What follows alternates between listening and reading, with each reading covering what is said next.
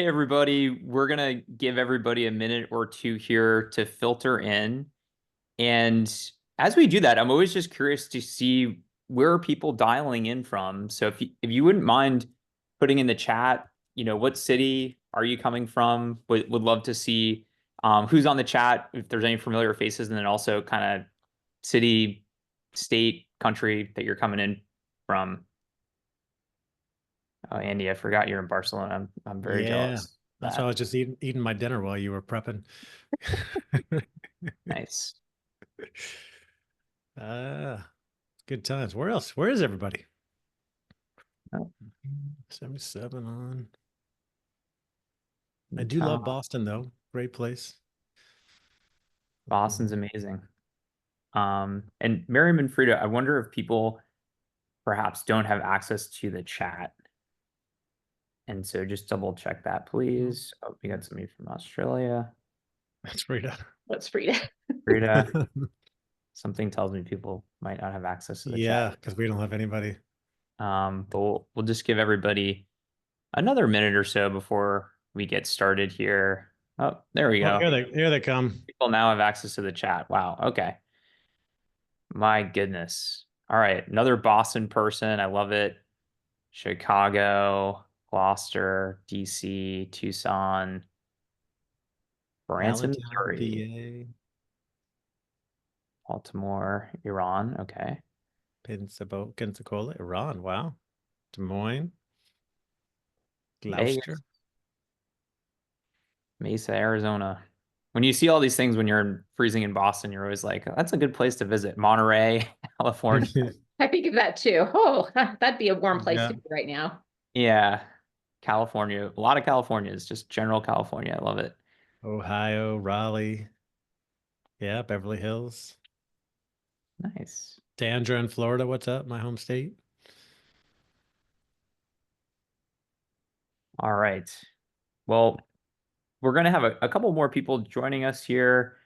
And as we kind of get started, I just want to welcome everybody. We've been doing these monthly webinars for the last 6 or 7 months. And on this one, we've got over 700 folks signed up to kind of learn more about future-proofing your workforce. If you're here, you're an HR, L&D professional, and you're trying to think about how do I kind of future-proof myself, I think you're in the right place. And if you're thinking about how do you future-proof your workforce, you're also in the right place. And we've got a really jam-packed agenda today full of lots of awesome content, stuff you can use immediately in your job, make an impact immediately to upskill yourself. And we've also got some interesting stuff in here. We've got a couple of giveaways. We've got some polls coming up. We've got some networking. We'll link to a whole host of resources at the end of this that include a job board for people operations jobs specifically. There's a couple of jobs on there right now that are 300K plus jobs. I think at least one of them is an L&D job, a couple generalist HR jobs, many remote. And so we've got a lot of fun stuff coming up here, as well as just some amazing content. And to kick things off, I wanted to do some introductions. So if we haven't met yet, my name is Phil Strazula. I'm the founder of Select Software Reviews. We're the company that does these monthly webinars. And our mission is to help companies find and buy the right HR technology. So every month, thousands of companies use our website. And we also have this amazing thing that we call Advisor, where you can call up, talk to a member of our staff, tell us about your company, and say, hey, I need help picking the right HRAS, ATS, EOR, PEO, you name it. And we'll guide you through it. We'll make introductions. We'll make sure that you buy the right solution at the right price. And in fact, everybody who's on this webinar, if you're on this webinar, you can book a time for free with one of our advisors. And we even have this special gift card thing that's going on. And so I just dropped a link in the chat. You can book a time with one of our advisors today and get the gift card, get the advice that you need to find the right HR technology. With me today are two really amazing people that I'm excited to learn from. So first is Terri Varnell, the COO of HRCP. This organization has helped over 100,000 HR professionals prepare for their HR certification exams. HRCP has also started a new micro-credentialing and digital badging program, which Terri's going to talk about a little bit more. And we're even going to have a pretty significant discount for folks that want to take advantage of that sort of thing. So Terri, thank you so much. And I think if I remember correctly, you've been in this industry for a couple of decades at this point, right? Just helping HR professionals upskill. Correct. I've been here with HRCP for 23 years now, and Wow. it's been fun working with HR professionals. I actually have a management background, and received my MPA shortly before jumping in with HRCP. And HR professionals are just the most genuine people I think I've ever met. So I love working with them, and I'm happy to be here today and talking about skills. Yeah, I'm excited to speak with you and learn. So our other speaker here is Andy Storch. So Andy was a recommended speaker from one of our prior speakers, which is awesome. And by the way, if you have anybody that we should have on one of our upcoming webinar series, please let us know, because that's how we get the best people to share the best information with all of you. Andy is an author, speaker, facilitator, and connector. He's on a mission to inspire people to own their careers and be more intentional with life. Andy's the author of Own Your Career, Own Your Life, which is designed to help corporate professionals take control of their futures. Additionally, he is also the founder and host of the Talent Development Think Tank podcast, conferences and membership community where he provides education and connections for ambitious talent development professionals. And Andy actually has offered to share some of his best resources. We'll link to that in our takeaways. We'll also link to it later on in the program so that folks can take advantage of that when they're thinking about their career, their professional development, the path that they're taking. So with all that under our belts, I wanted to just actually one last note. So this will count towards one HRCI credit. We are going to send out a recording of this. We're going to send out a bunch of information. We'll link to it at the end of this as well. And we're also going to tell you about this upcoming webinar that we have for anybody who wants to be a fractional HR professional. So we've got an amazing panel next month to talk about how do you get clients, how do you charge, all these different best practices for anybody who's interested in that fractional life as we think about your own personal journeys. So with all that said, I'd love to jump into just talking about HR skills to prioritize and train for in 2025.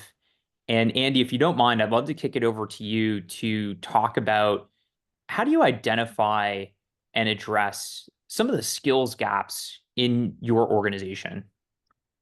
Yeah, this is such a hot topic, and thank you again, Phil, for having us on the webinar. It's flattering to hear that another speaker recommended me, and I'm proud of the network that I've built, not only around talent development, but with other great authors and speakers that I learn from on a regular basis, whether it be through LinkedIn or conversations. I'm having tons of them. As you mentioned, I host a podcast called the Talent Development Hot Seat, where I interview lots of different talent leaders, having these conversations all the time, as well as speaking at and attending conferences. And I would say this idea of skill gaps, skills of the future, is one of those hot topics that's coming up again and again, and not everybody necessarily has the answer to it. And I think the challenge or the problem happens, a lot of people start with, oh, someone told us we need to train on this skill, so let's go work on that, right? And Terri, I'm sure you see a lot of, I heard I need to get this certification, so let me go get that because I heard that's what we need in the future. What we really need to start with is evaluating where the organization is and where the organization is going, right? And that starts with understanding what are those key performance indicators, the strategy, the objectives, and especially those key metrics the organization is looking at, whether it be revenue growth, profit growth, cutting costs in certain areas, improving engagement. And then looking at surveys. A lot of companies are successfully using surveys and assessments to understand where people are from a skills perspective, where they see things going, and what the gap might be, as well as what they're happy with and unhappy with inside the organization, right? These engagement type surveys. And then you can start to think about what are the skills that we think we're going to need. And by the way, I don't know anybody who has the perfect answer of like, oh, this is how you figure out the skills of the future. And then you just go develop to that, right? We don't know what's coming. 5 years ago, if we did this webinar, we wouldn't have been talking about AI, and now it's everything that everybody is talking about all the time, right? So we don't always know, but I think we can start to have a lot of conversations with different people about what may be coming down the line, and then do some assessments about what are the things that we have now, and figure out, okay, what do we want to develop? Where do we want to get to? And how are we going to measure the changes or measure the impact, right? What are the changes in revenue, changes in cost, changes in engagement scores, especially that we can attribute back to the development that we're doing, the work we're doing. And as my friend Kevin M. Yates would say, and those that don't follow Kevin, he's an expert. He goes by the L&D detective, an expert on this idea of measuring impact. He'd be a great speaker for a future session, Phil. You got to start with the end in mind. You got to start to think about what is it that you want to accomplish? Where do you want to get to? And what are the KPIs, the key performance indicators that are important that you want to measure against, instead of just picking things willy-nilly, so that you can track those along the way, see what's changing, what you're actually improving. And that's where you're going to actually determine your return on investment, or ROI. Not to put you on the spot here, Andy, but I'm curious. Yeah. So Karen in the chat is talking about any recommended assessments for AI adoption, which is something we can talk about in a second. But I'm wondering, let's say we look at our organization, we say, hey, you know what? I think that leveraging LLMs or AI or whatever it is a very important skill set for the future. How do you assess where we're at now and where we want to be? Yeah, so I don't recommend any specific assessments or surveys. I know there's a lot of different popular tools out there, and especially if you're looking at any software tools to use in your business, you got to go talk to Phil right at SSR and find out what organizations are using. I hear all the time what people are using and what they like and what they don't like. I'm not necessarily in the business of making those recommendations, but I think you've really got to commit to doing the work, getting support from your leadership team and the rest of the organization in not only using these surveys, but really sort of auditing the jobs that are in place, right? That people have, and figuring out what are the skills that we're using most often today. And then a lot of times the missing link is between HR, and I hate to say this, right? But everyone's going to know the connection between HR and the executive team, the leadership team, right? In being that strategic part of the business and understanding, having those conversations about where is the organization going? What are our 5 or 10 year goals? What does the revenue growth need to look like? What are those skills that you see being developed in this industry, studying industry reports, things like that? Then you can start to think about what's the gap from here to there. But still, we're not going to be able to predict the future and know where things are going, but we can definitely start there by having those conversations with the leadership team about the future and assessing what skills are being used most often today. And then how do you want to close that gap? Do you want to try to do it in the flow of work, as Josh Burson would say, where people are working all the time? Or I see some organizations completely taking people out of their jobs for a full-on education in a new skill over the course of 6 months, and then jumping back into maybe a higher skilled position to use those skills. Terri, I'm curious. I think we can probably think about all these different idiosyncratic types of organizations, whether it's manufacturing or retail or technology or whatever, and think about like different skill gaps there. But when you think about the HR professional, and I think that there's a lot of commonalities across lots of different organizations in HR.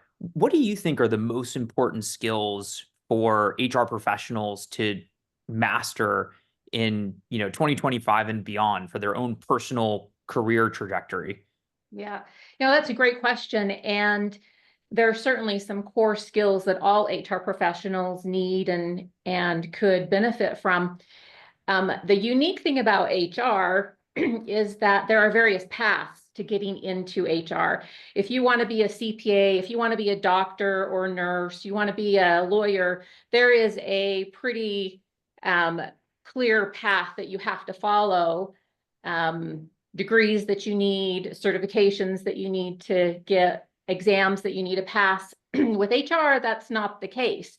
You have those that will take the traditional higher education path. You have others who work it as a receptionist and the company needs an HR person, and so they get moved into HR. And so you have individuals entering the HR field with varying degrees of an understanding about HR. And so I saw a Paycor study that was recently done, and it said 46% of HR professionals have been in their position 2 years or less, which is huge. You know, I was actually really surprised by that statistic.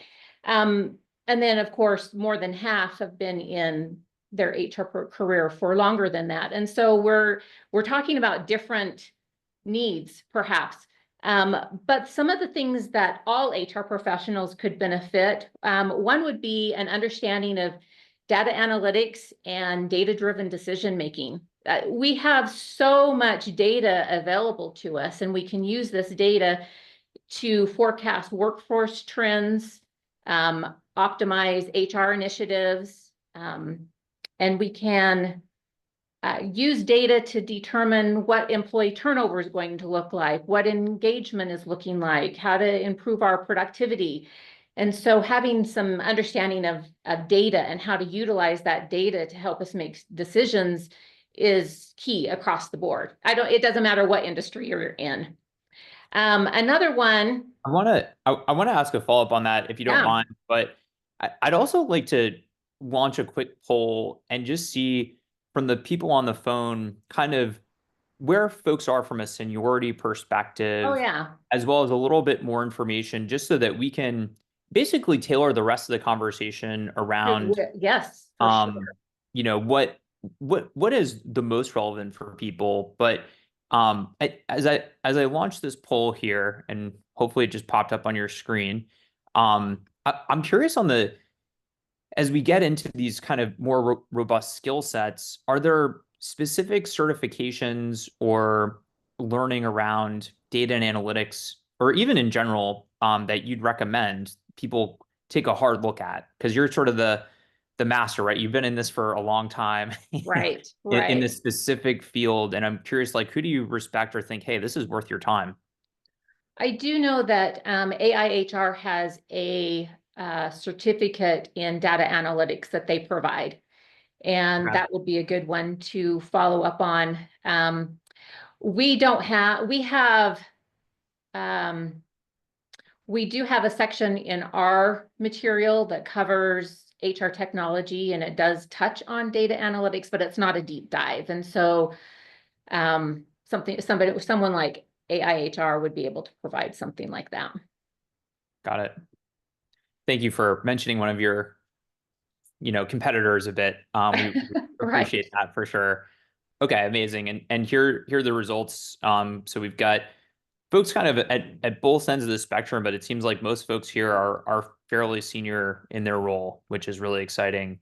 And most people are also interested in certifications, micro-credentialing, HR certifications, et cetera. So it's also, just to jump on that, Terri, it's also, is it a bit of where we are, sign of the times that people are staying in jobs for less time than they used to? And definitely they're moving between companies and around an organization. There's more pressure to look for the next opportunity to take on the next thing, maybe even a little less loyalty between employee and employer, right? And something I was thinking about years ago when I published my book in 2020 is the idea that we'd be moving more towards a gig type economy. And I feel like we're seeing more of that, people coming in and out of the workforce, taking on contract gigs, but also inside organizations. Had conversations today with L&D leaders who were saying we're pushing more of these gigs internally, leaders to post projects for 2 to 3 months versus taking on a full-on role. This changes the way work is done and allows us to be more agile in adapting to the skills that are needed, right? And HR has a core position in facilitating that. Right, for sure. And that's something that HR professionals need to understand, that these are possible solutions to their workforce needs. So you might not be able to hire enough employees to fill all of the roles and meet all of the demands that you have, but you might be able to bring people on as you have specific needs. And being able to understand that's definitely a trend that exists and needs to be addressed. Terri, I cut you off because you were getting into the meat of like other skills. And I apologize for that. That's okay. That you know what? This is what we're here for, right? Yeah. So just, Phil, you'll be able to talk to this one.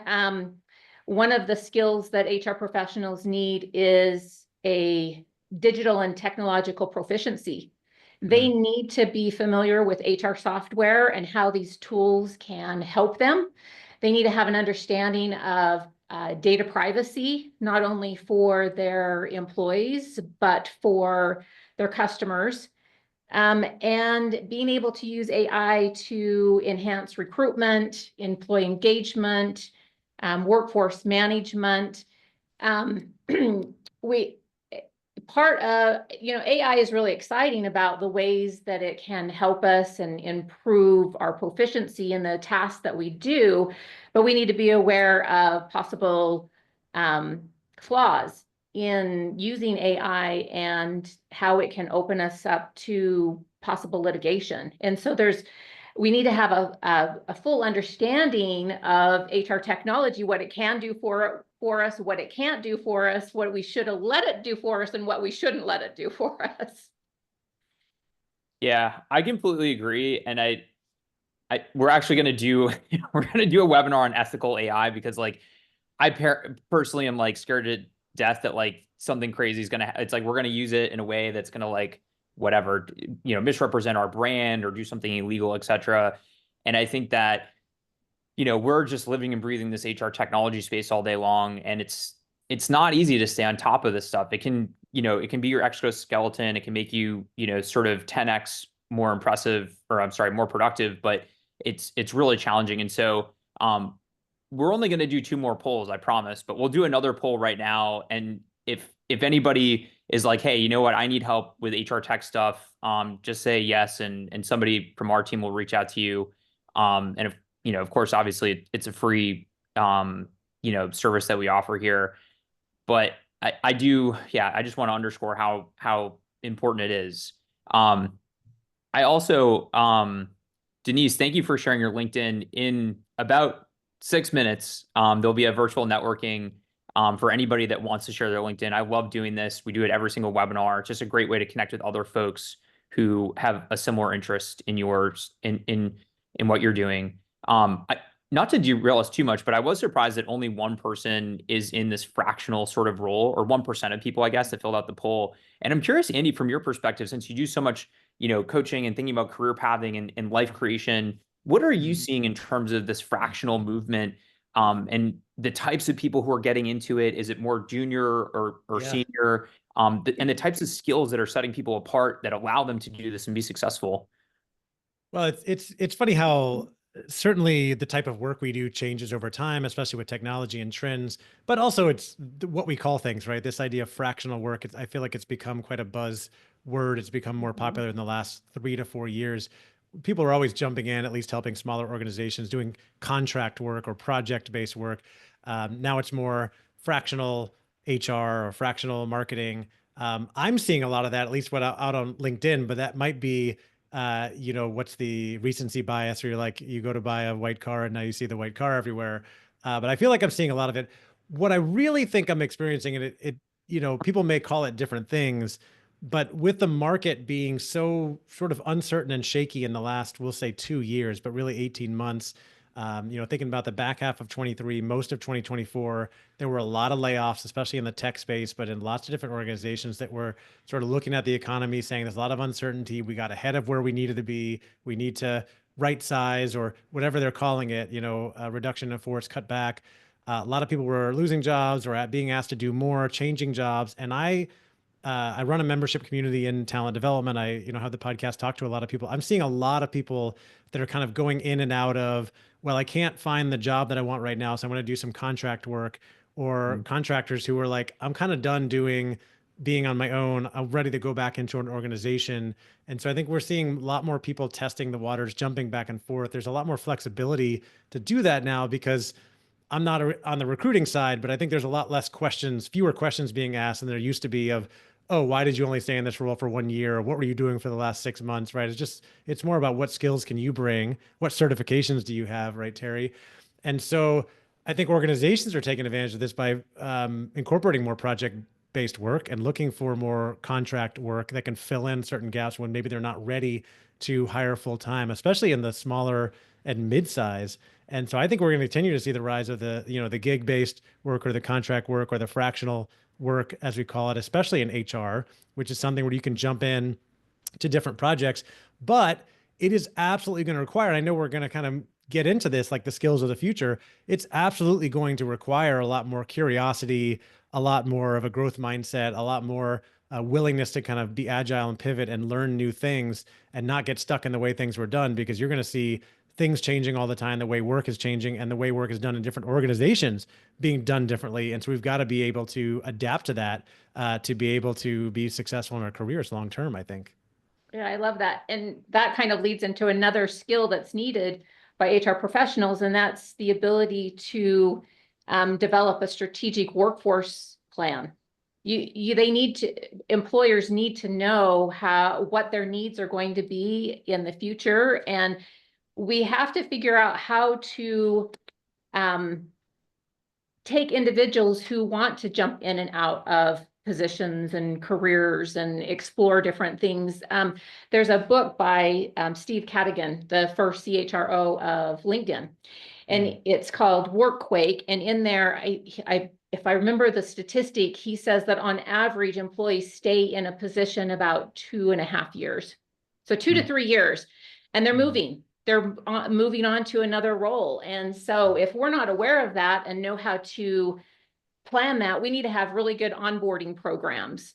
We need to improve our employee engagement so that we can improve our retention. And so these are key skills that we can develop that will help get the most out of the workforce that we have and plan for what's coming in the future.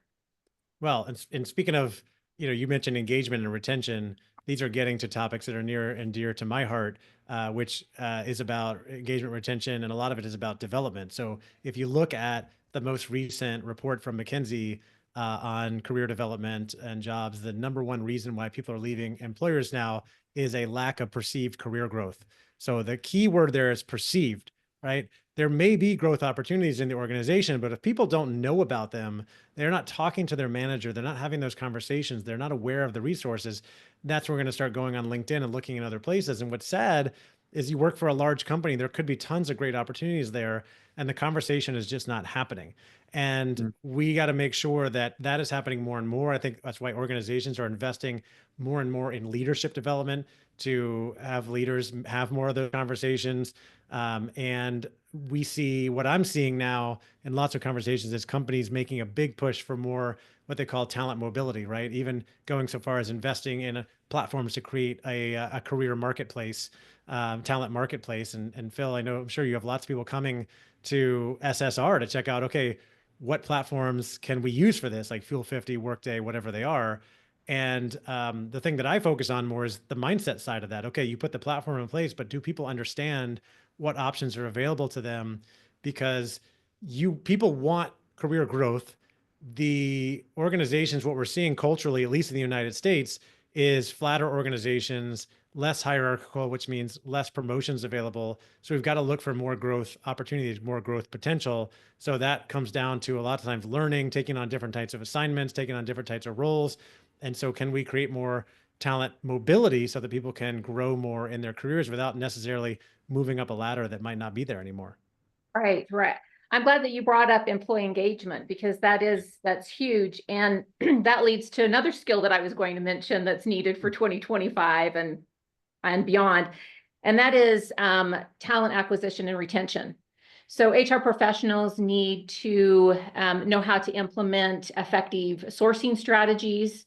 We need to improve our interview techniques, skill-based hiring. That it's huge. It's shifting. We need to be more focused on the skills that individuals have. And I think we'll probably talk about this a little bit later if we get to one of the questions that was submitted.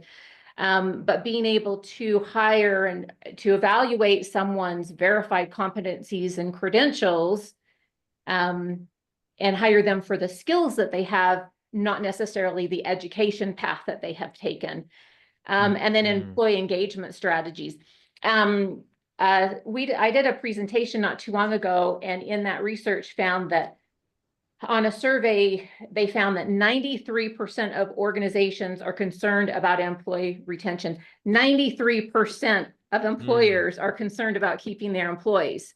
And so developing strategies to engage our employees are the things that will help retain these employees. And so that's a huge skill that HR professionals need to acquire and refine to help improve the culture and the atmosphere and the work that's going on within the workforce, so that they can retain this talent that they have invested in. It's nice that it's all sort of self-reinforcing, right? Focusing on one begets the other. A couple of things. One is we talked about fractional. We're doing a webinar next month with a couple of amazing people, one of which just posted in the chat, Tracy Sponberg. I was just gonna call her out and say, oh, I noticed my friend Tracy Sponberg is on. She is a fractional CHRO, and she posts a lot about what's going on in that space. So she's a good person to connect with and follow.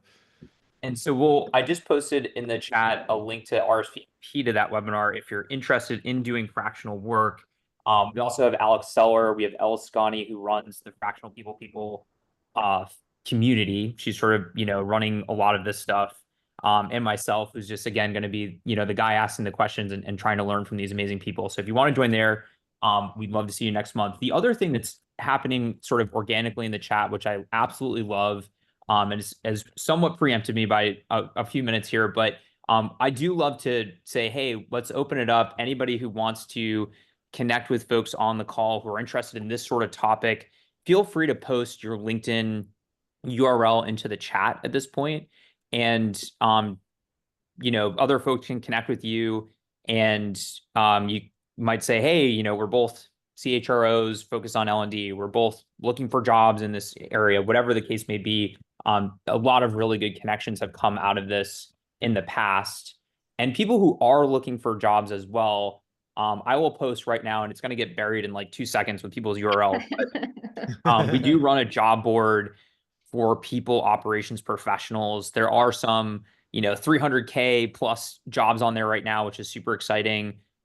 And there are many more that you don't have to have, 20 years of CHRO experience or something like that to get. But I'll post that here. It's peopleopsjobs.io. And this will also be in the takeaways that we will post shortly as well. But yeah, for anybody who wants to network, go crazy. And thanks for everybody for, helping others out and also just kind of sharing knowledge. We like to lift all ships as we kind of go through these topics and share knowledge, but also share each other's networks, because that can be super helpful, especially in smaller organizations. As you're, a team of one or two or three, it can be a bit of a lonely job, as we all know. So I'd like to switch focus a little bit here. And I think, Andy, you mentioned something that I always view as extremely critical to any large initiative, which is how do we articulate, the ROI, the value to the business, especially to the people who we may or may not be disconnected to, which is the exec team. We might be part of it. We might feel disconnected even if we're part of it. And I'm wondering if you have any specific advice, tactics, frameworks for how do you articulate this ROI and in a way that is compelling, that gives you the juice you need to do the initiatives you want to do. Right. Yeah. I mean, we talked a little bit about it earlier. I think about ROI, at its simplest form is thinking about where you're trying to get to, looking at where you are today and what's the difference, and what's, divide by where you started from, right? What's the return? I'm big into investing in the stock market and other places as well. Same thing, right? So, but in HR and talent development, you got to think about your employee performance metrics, whether it be improved productivity, tracking errors, quality of work for people. Again, it could be engagement, it could be something else, but what are those employee metrics or things that you're really looking at that you're trying to improve? Obviously, skill development is in there somewhere. So you could be measuring on how people test in terms of technical skills and possibly even some of the more soft or power skills. Obviously, we got to look at business impact metrics. So we talked about KPIs earlier, but really understanding what does the business care about from a metric perspective. Is it revenue, profit, costs? Is it some type of quality metric or retention, customer satisfaction, employee engagement? All these things are really important to be looking at. And then how do you think you could potentially impact those? What impact are you hoping for or expecting? And then what investment are you making to make that happen? This also could be looking at things like Net Promoter Score or NPS, cost savings. There could be things around innovation, creativity. And then you got to look at what are the programs that you're putting in place? How much money are you investing in, whether it's software or training or coaching, or tuition reimbursement, education, right? We're all thinking about investing in these different areas in HR, and every organization invests differently. And unfortunately, we've seen many organizations cut back in the last couple of years with the uncertain economy. And we'll see what happens with them in the long term. But what is that investment? And then what's your expected return if you're able to move the needle on those metrics? And these are the conversations that we in HR need to be having with the leadership team, right? I know we have some CHROs on, or from some former CHROs like Tracy, who can speak to this and say, if you're not in that room, you're not having that conversation, understanding, hey, where do we want to get to as an organization? If we think that by leveling up our skills in this area, it's going to grow our revenue and our profit by $30 million, and we spend $2 to $3 million on training to get there, that's a really fantastic ROI. Let's talk about the plan to do that. And that you're speaking the language of the leadership team, right? And Phil, you've got an MBA, you've dug into some of these numbers, right? But a lot of people are not looking at them. They're just thinking about, okay, well, someone said we need this, and people are saying on the engagement survey, we're missing this. That's cool. Let's connect that back to the business metrics and talk about what's the investment it's going to take. Where do we expect that to get us? What's the expected outcome? What are the benefits? And then, of course, we can take that back to the return on the cost that we invested. And I guess, whenever I think about this topic, and those are really great points, I always think, for me, for whatever reason, like my brain's always been like a spreadsheet. Like that's just like kind of, that stuff just makes sense to me. And sometimes things like build a spreadsheet in my brain when somebody's talking about anything kind of math related. And I think you need to find the person in your organization who's like that in order to help you build the model out, because there are other people who are much more like higher EQ, and have other skill sets that just don't align with this. And it's like, I don't think you should spend 300 hours, becoming like a spreadsheet junkie or an ROI junkie. Right. Go find the person who has the MBA, who works in FP&A, the CFO's office, who's head of strategy, whatever, and say, hey, here's what I'm thinking. Here's why I think it'll be impactful. Can you help me articulate this in an ROI sort of framework?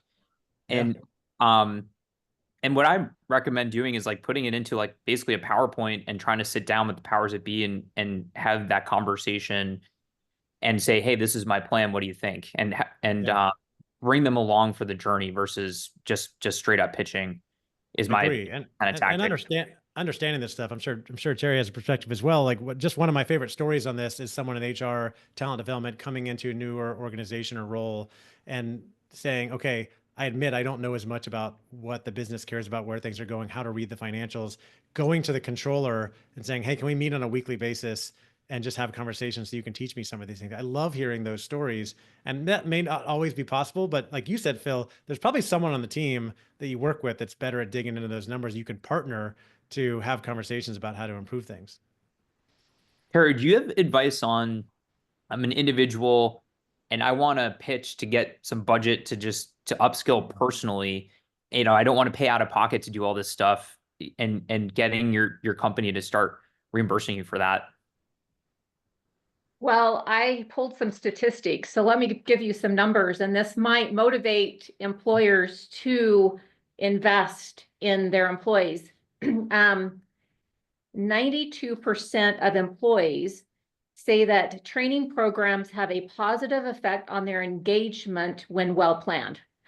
That's 92% of employees.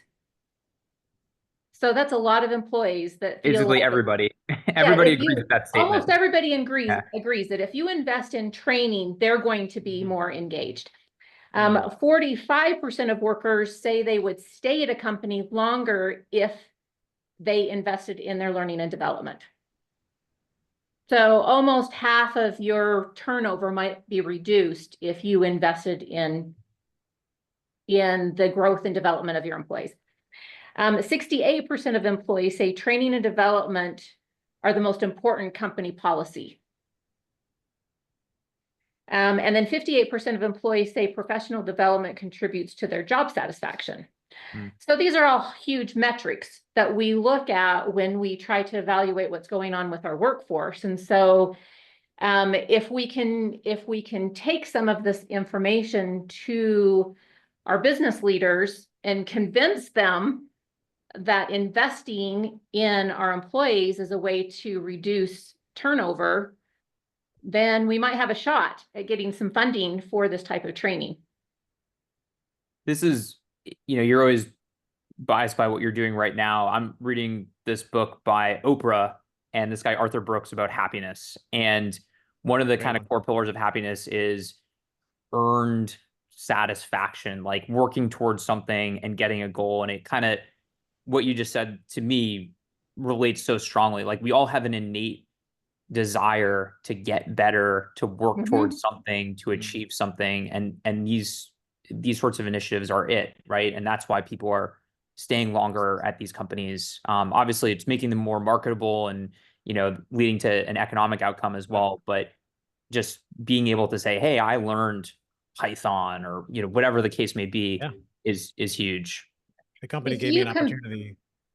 If you compare the cost of turnover to the cost of a training program, you are far better off by retaining your employees and investing in their training than paying 2-3 times their salary to recruit a new employee to replace them. And it's interesting that our business leaders often don't understand that. They just look at the cost of the training. They don't look at what they're trading for that. What am I getting out of this training? Well, they don't relate it to, I'm going to keep an employee. Yeah. And isn't it HR's job or LAD's job to communicate that? What are the benefits of this? How does this connect back to the metrics? Exactly. What's going to be our expected return on investment, right? We are going to invest in this. It's going to cost us $50,000 or $150,000 or $1 million, whatever. And we expect that it's going to increase our retention by 2%, which is going to save us $3 million next year, right? Yep. And it's going to increase engagement. And you're going to have people that are more excited to come to work and develop and upskill and probably be able to do more and be more productive in the future. But the more we can quantify that, the more we can tell that story, the more we can get buy-in. And Phil, you were talking about happiness. I love that book. And I learned a long time ago from the great Tony Robbins that I think about a lot. The two biggest drivers of fulfillment are growth and contribution. So do you feel like you're growing and do you feel like your work matters? And anytime we can ask those questions, do I feel like I'm growing and do I feel like my work matters? And you can ask that question. Do you feel like your employees have opportunities to grow on a regular basis and do they know their work matters? The second one is going to come down a lot to the leader, right? But the first one, the organization can provide those opportunities. L&D can provide those opportunities.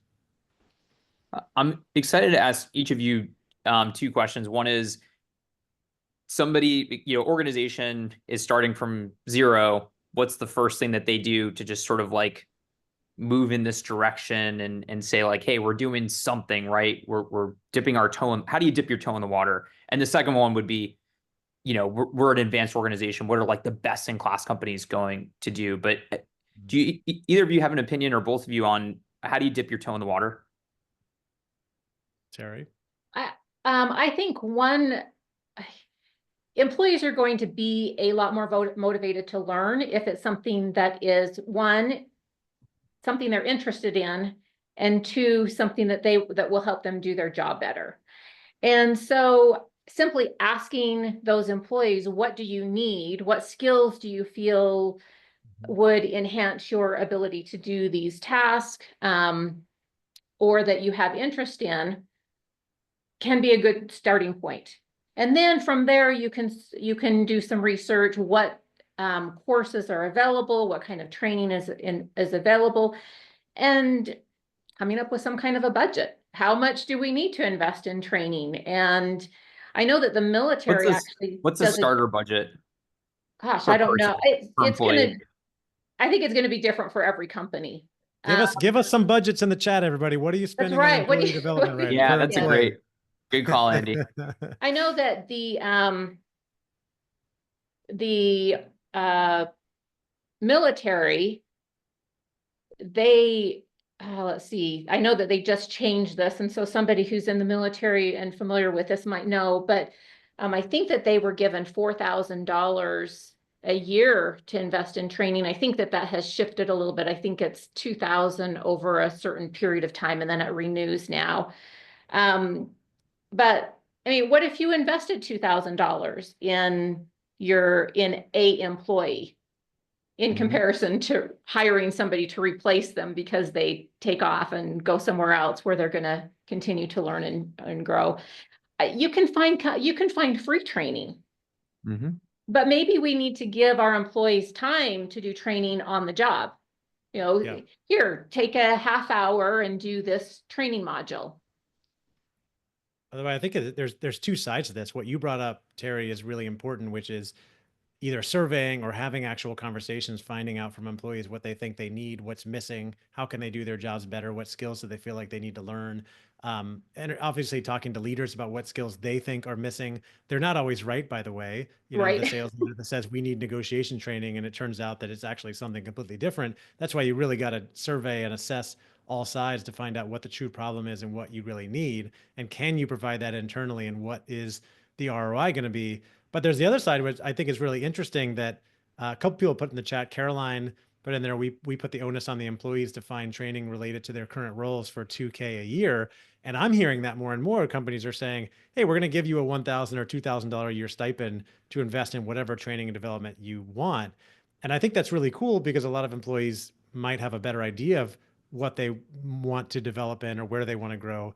But I don't think that's going to take care of everything, right? A lot of people won't use it. They won't use it on something that's highly relevant to their job. Maybe it improves their satisfaction a little bit, but we still got to make sure that we're addressing the things that are going to help people grow their skills. The whole point of this conversation, right, is thinking about how do we support our people in developing the skills of the future. And that's going to start with curiosity and understanding what people truly need, where things are going, and what's the, going to be the investment cost, what's the potential ROI, how can we help them get there? Maybe not tomorrow, over the next year or 5 years, whatever it may be, but we got to be thinking about what do we want to push to employees, and then also what are they asking for? What do they want to invest in? I love the sort of autonomous, you figure it out for yourself, and also giving people time. And I also really like the idea of share what you learned, right? And that could be a lunch and learn. It could be on a Slack channel. Hey, bing, bing, bing. Yeah, there's just so many things here. Is there anything sort of aspirational, best in class companies are doing that it's like, hey, if you're really A++ at this, this is kind of what it looks like, or this is a tactic that we've seen organizations do that is just, a home run? Well, I will just say, I think more and more we're seeing organizations that are investing into leadership development at every level, whereas it used to mostly be executive level and maybe sometimes first-time managers. And the middle manager level, if you will, manager, director, lower level VP in bigger companies, is so important to the way things work in organizations, translating strategy, getting people aligned and motivated. And you've got a lot of people who are overworked and not necessarily getting time to lead the way you want them to. And I'm happy to see there's a lot more attention being paid to that middle level and really all levels of leadership, giving them the development they need, and also teaching employees to take ownership of their own careers, which is something that, I care a lot about, so that they can be more proactive in figuring out what they want to do, where they want to go, take advantage of those resources, be proactive and go request that conversation with their manager, having more career conversations, getting feedback and advice on where they can go, what they can do. I think the organizations that are teaching and inspiring people at all levels, offering development at all levels, and really helping people think about what they can do, what resources they can take advantage of, and showing them that as long as you're here, we care about you. We're providing tons of development opportunities for you. People, even if they leave, and they still do, they're always going to have a better opinion of that company and still may come back or refer people back, whatever it may be. That's what I'm seeing as best in class right now. That's awesome. And I appreciate all the awesome people who are sharing in the channel the various tactics that they're doing. Thanks people for sharing budgets. Like, I think that's super helpful for people, as well as all of these tactics and whatnot. We are going to go into the Q&A section of this. We've got a bunch of questions that folks asked while they RSVP'd. I'd also like to invite people to give us feedback. So I'll launch a poll here in a second on this session. Tell us, how we did, how we can do better next time. We always want to understand, topics that we should be doing in the future, make these webinars more impactful. I've really enjoyed doing these and want to keep seeing this grow and grow and grow. So help us to be better. So question for you, Andy. This is sort of a specific question, but effectively, I'm a senior HR professional, 30 plus years experience, 55 plus in terms of age. What are the tech skills specifically, and maybe skills generally, that I need to think about for this leg in my career? I don't know if we can go into specific tech skills, but I think, and I doubt anybody will disagree with me on this, but I think the number one most important skill, characteristic, whatever it be for anybody at any level in their career, any industry, is curiosity.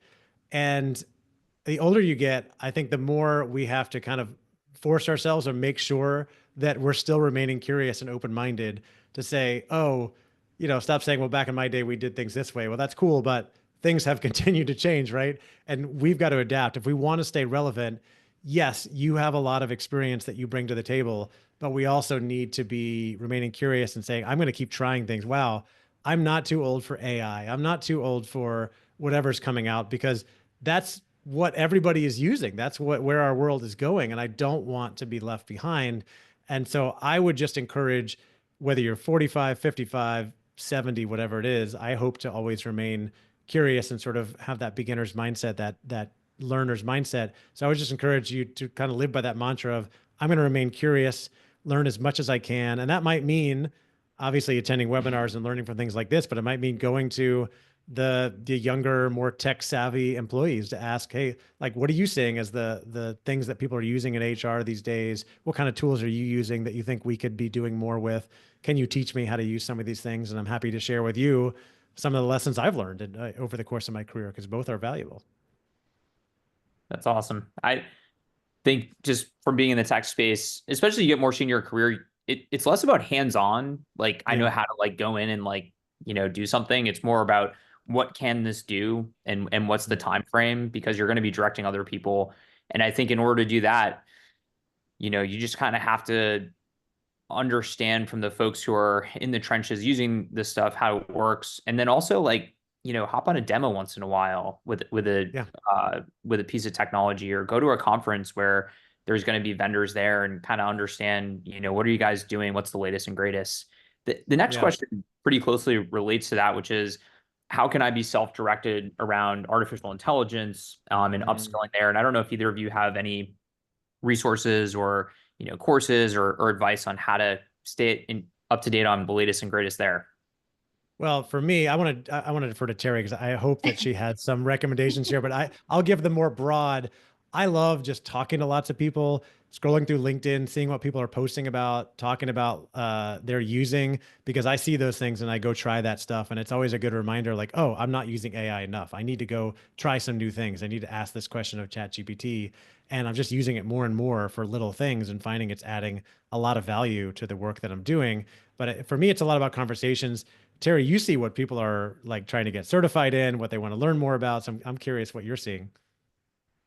First off, Phil, you've actually done a couple of webinars that are directed towards AI. And so there's lots of webinars and they're free.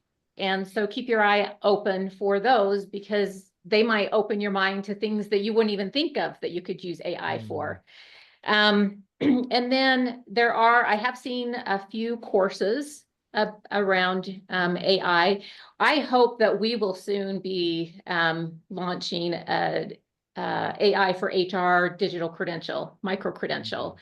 And I'm hoping that sometime in 2025 that will be available because I think it's needed. I think that HR professionals do need to understand what the possibilities are and what the liabilities are, and being able to balance the two.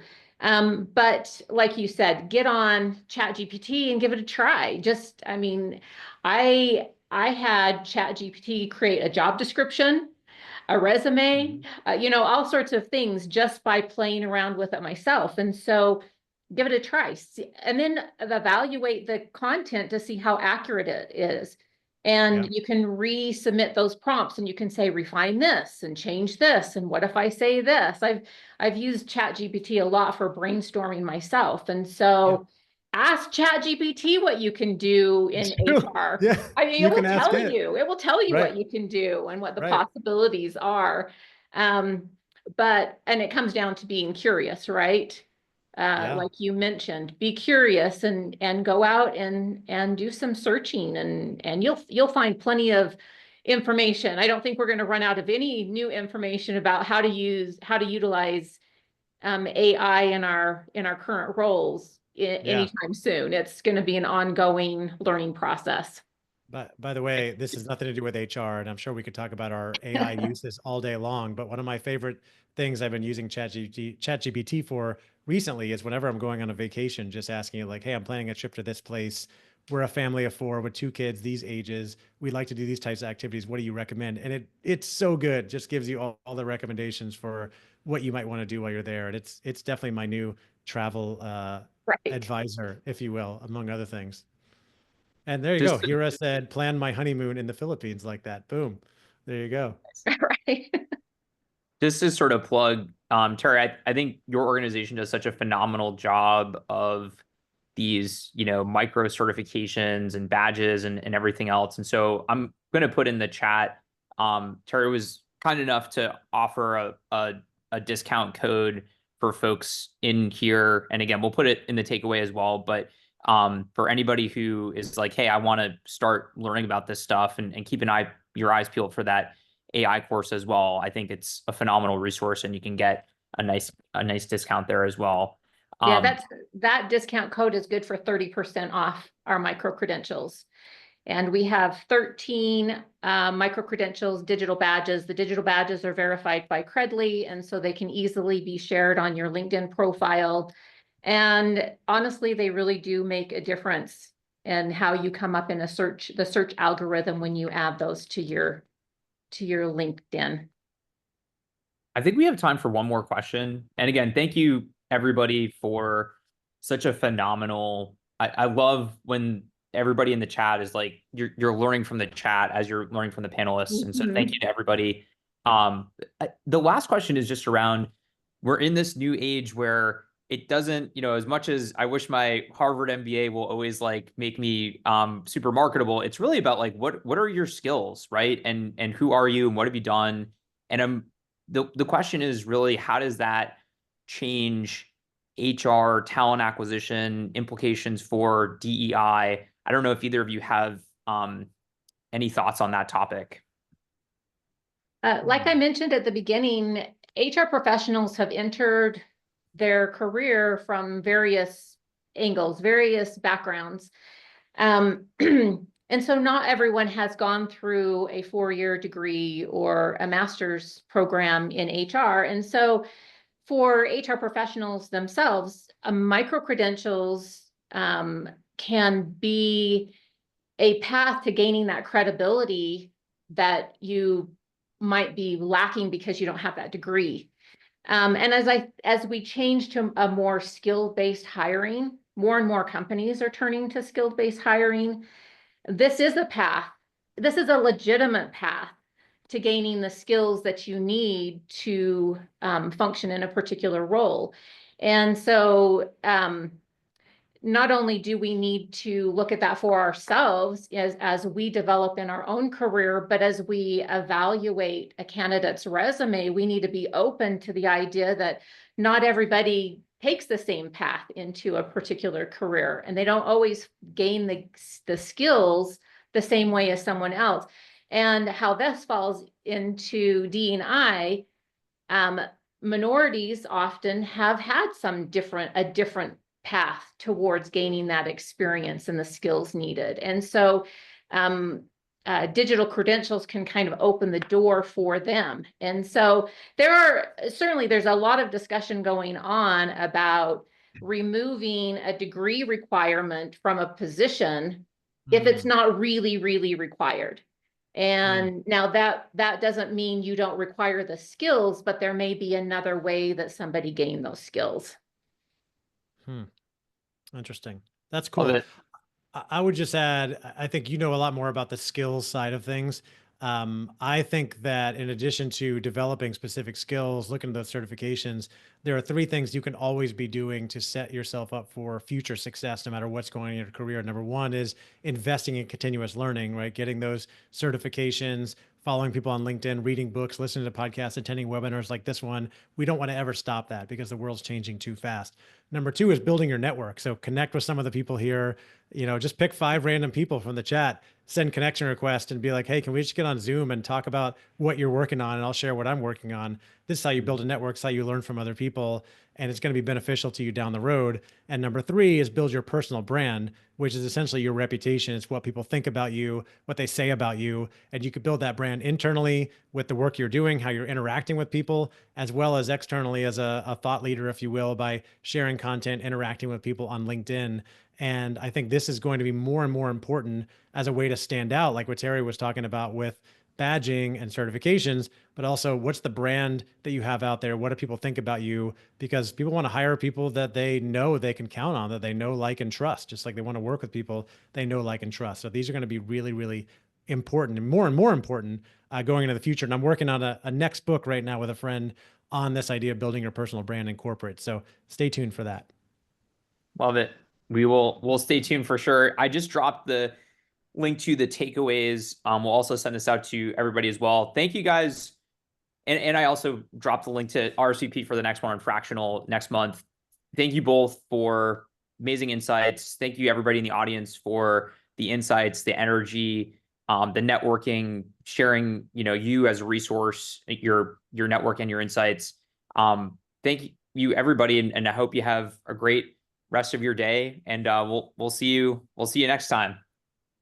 Thanks for having us. Thanks, Phil. Thanks, everybody.